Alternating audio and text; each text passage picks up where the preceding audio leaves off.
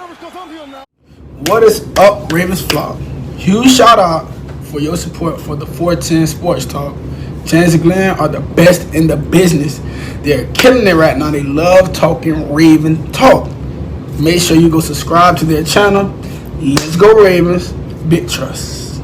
Welcome in, everybody, to another episode of 410 Sports Talk. James Haskell, along with my co-host Glenn Martin, and we are here to talk about the much-anticipated 53-man roster. The Baltimore Ravens wrapped up their preseason Game 3 last night against the Washington Commanders, and so on to the next. Got to get to the cut-downs, and we're looking forward to it.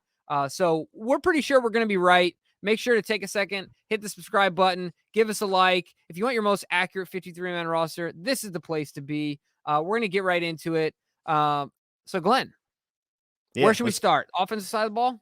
Yeah, I mean, we could start with a couple of the no-brainers, the ones I consider easy. And really, I don't know how Eric DeCosta does this, because I'm sitting here doing it and it means nothing. And I'm like, going through it, trying to come up with this list. And of course, it's always difficult with the Ravens because they have, they do a fantastic job kind of manipulating the roster and finding creative ways to hang on to guys that they may otherwise have to cut, and then creatively cut certain guys that they know they could quickly bring back. Anthony Levine was kind of the poster child for that while he was here. Was almost routinely cut at the end of camp, only to be very quickly brought back just for, those roster manipulation. But let's get into the easiest one. So quarterback room, this one should be a no-brainer. I got the Ravens keeping just two quarterbacks, Lamar Jackson and Tyler Huntley, and I'm hopeful, and I think the Ravens will certainly attempt to get Anthony Brown Jr. through to the practice squad. Yeah, 100%. Same there. Easy one. All right, what do you got in the running back room? I guess, or should we go? Let's go to the no-brainers. Let's go to really quickly. Let's just knock out special teams. We got Nick Moore, Justin Tucker, and Jordan Stout. So 5 in total so far. And then let's stick with the offense. Go right to the running backs. That sounds good. So as far as the running backs go, I got us keeping, including in this category, Patrick Ricard 5. I got J.K., Mike Davis, Justice Hill, Tyler Beatty, and Patrick Ricard. This, of course, being cognizant of the fact that Gus is on PUP, so he does not count in this equation. Absolutely. And then so when Gus comes back, it will be interesting to see what roster move corresponds. Yeah, bye-bye Justice Hill. Could very well, or he could Mike Davis. Exactly. That's the question to me. Do they get rid of the special team performer and younger guy in Justice Hill, or do they get rid of the veteran who is really just here to bridge the gap between the start of the season and when Gus Edwards returns? So I think I agree, though. I got 5 as well, including Pat Ricard, because I think J.K. Dobbins is still going to be worked and eased into the season. So you got to have a stable of running backs behind him to make sure that they can fully shoulder the load. So all right, we're up to 10 in just 3 position groups. So let's move. If you want to, can we move to the defensive side of the ball? Yeah, let's do it. All right, so I'm going to go to the outside linebacker room, the rush department, and I'm going to keep Odafe Owe, Dalen Hayes, Justin Houston, and Stephen Means. So I'm going to keep just 4 in that outside linebacker group. And of course, we have to consider the fact that Ajabo is on PUP list and Bowser is on PUP list. So that room could get very interesting once those 2 guys are activated. And it's going to be interesting if they just take directly from that room and replace those guys, or if they look elsewhere and cut guys in other rooms in order to clear space for Ajabo and Bowser, because we know once those guys are healthy, they'll be back to the active roster. Yep. I have the same guys. So we're up to 14 between the 2 of us. Where should we go to on offense next, Jimbo? Yeah, let's go right to the O-line. I think that this is the meat of the group, no pun intended. And pun fully intended is what you should have said. Yes, pun fully intended. That is true. But certainly the highest percentage of the offensive slots will go to the O-line. So I have 10, and they are as follows: Ronnie Stanley, Juwan James, Ben Powers, Tyree Phillips, Ben Cleveland, Tyler Linderbaum, McCary, Zeitler, Morgan Moses, and Falele. Any differences? No, I have 10 as well. The same 10. I think it's Khalil McKenzie did nothing last night to argue his way onto the roster. He got a penalty. He didn't necessarily play well. The offensive line in general didn't play well, which caused the offense to not play well, to be quite stagnant. Certainly in the first half, they had 1 rushing yard and 3 first downs in the first half, 0 for 4 on third down conversions. So I don't think any of those guys kind of burst their way and made themselves have to be on the team. So I think Khalil McKenzie's gone. I think Tristan Colon, the writing's been on the wall when we see McCary as the first alternate behind Linderbaum and not Colon. Jimmy Murray had a tough uphill climb, and David Sharp, I think, is a guy who's going to be a prime candidate for the practice squad. So yeah, I agree. 10 guys, and I tell you, this 10, in my opinion, looks a lot better than last year's 10. So here's to hoping that these guys can stay healthy. There you go. Here's the hoping. So should we swap back over to defense? Yeah, let's go. Let's stay with the, in the trenches, and let's go the D line. Of course, this is the defensive end and defensive tackle included in this list here. So I have them keeping 6 in that group. Of course, Justin Metabike, who we did see, one of the 2 starters, that we saw last night. Justin Metabike, of course, Calais Campbell, Brent Urban, and Broderick Washington, who we also saw surprisingly allow the quarterback to rip from his grips last night and get out of it, despite him having him in a full bear hug.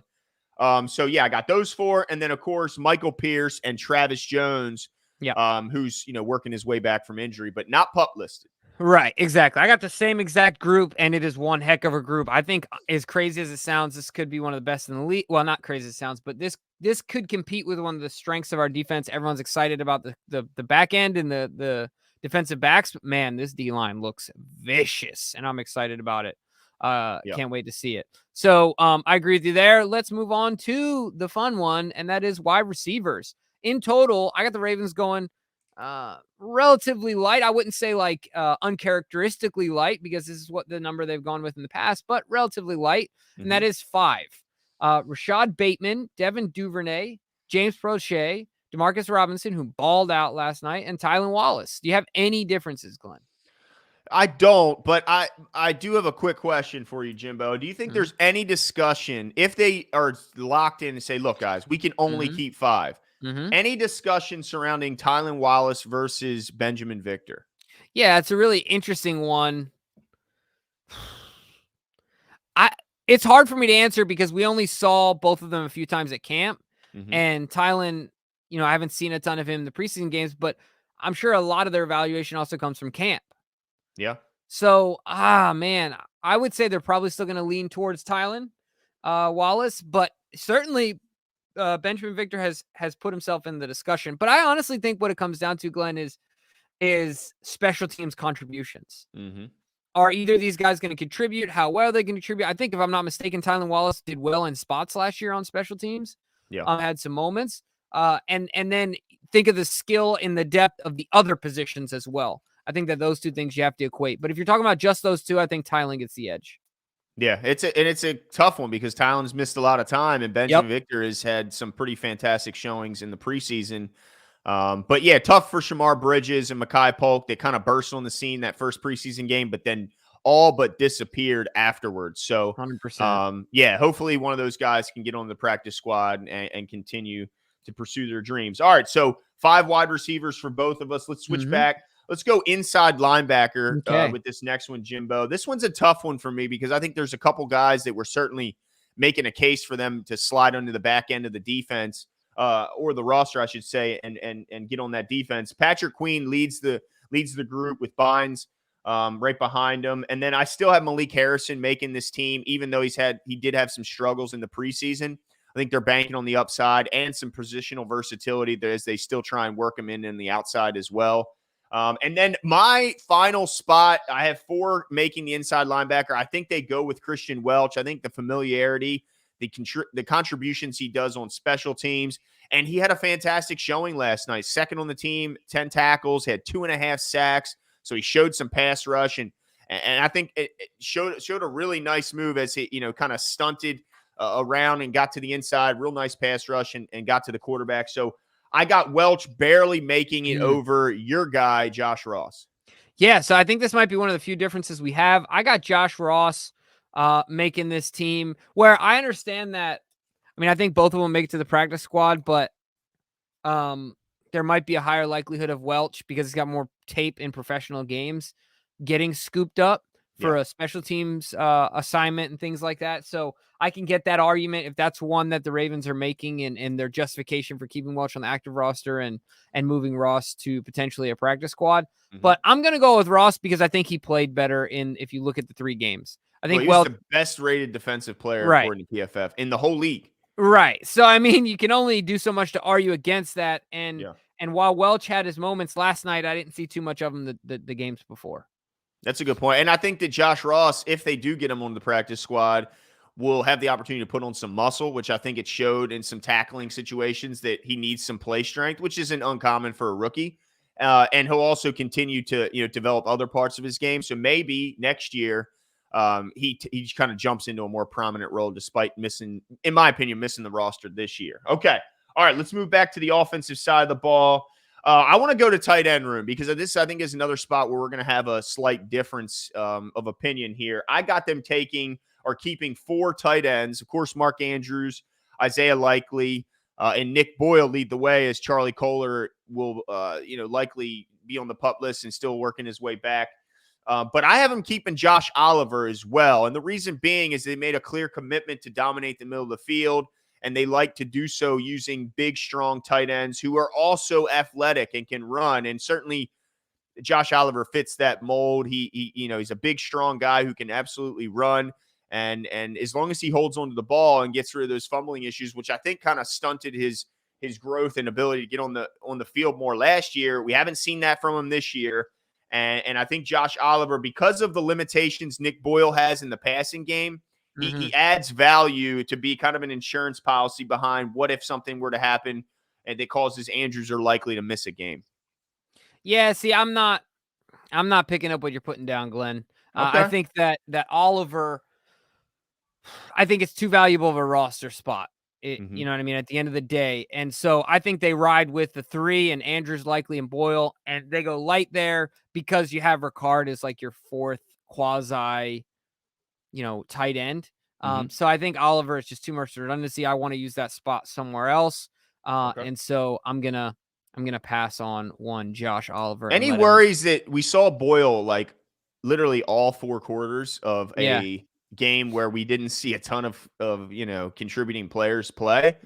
Any concern around Boyle, or is this just got to get him his game legs back? Yeah, I think he wanted his reps. I think he wanted to get his chops back and dominate on some blocks and get his mojo back.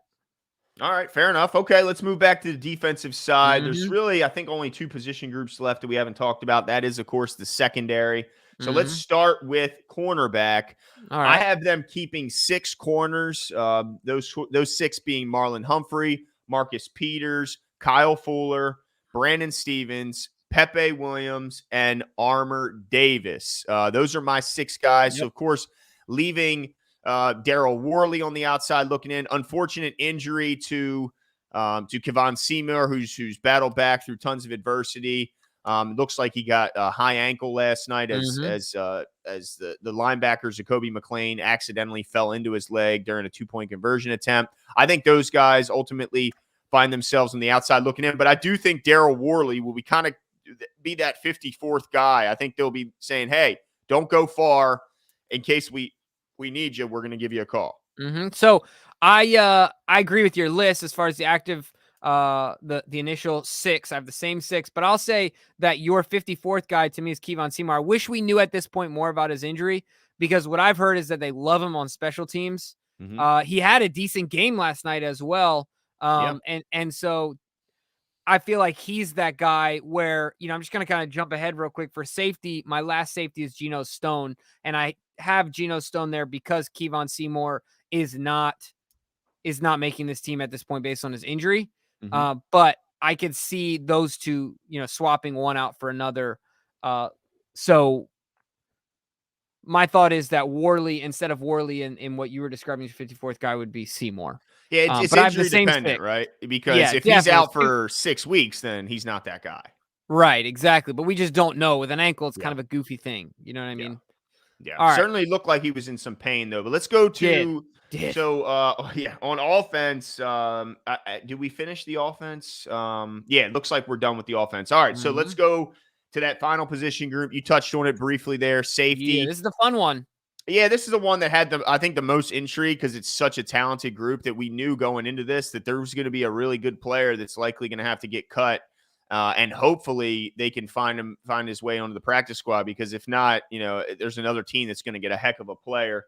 So of course, Williams leads the way. He's not going anywhere. Marcus Williams signs that monster deal. He's the number one safety. Chuck Clark, who fought to keep his job and seems to have won that fight, he'll be there. Kyle Hamilton, of course, first-round pick. And then my last guy, I only have 4 making the roster and the safety spot. I'm going to go with Tony Jefferson because of the intangibles he brings. Not only is he a good player, but, of course, the leadership he brings on and off the field, I think makes him extremely valuable. His experience, he's seen it all. He's done it all. But I have a star next to his name, Jimbo, because we all know that, the Ravens like to manipulate the roster, and I would not be shocked at all to see him be cut only to be quickly brought back because of, other situations. Maybe they move guys to PUP or whatever the case may be. I think it could be Jefferson on the outside, and maybe you're right, Geno Stone on the inside.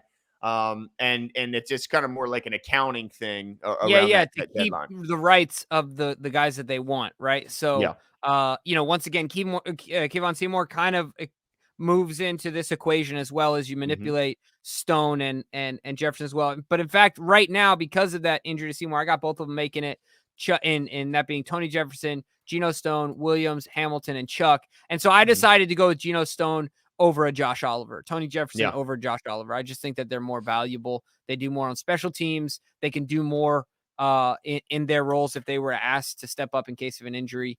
So I feel better about them. I'm excited, man. I'm excited to see what happens with this list.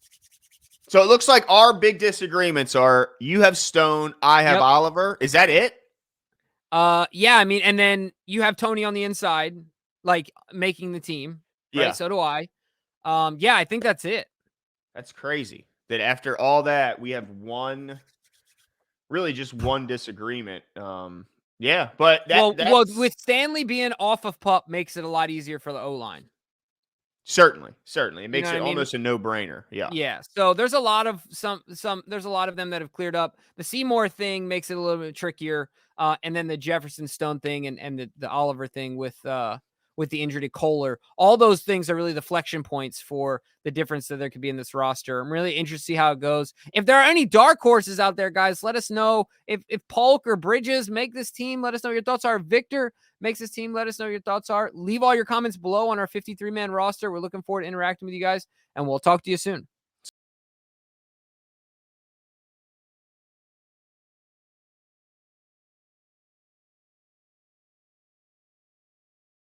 See you.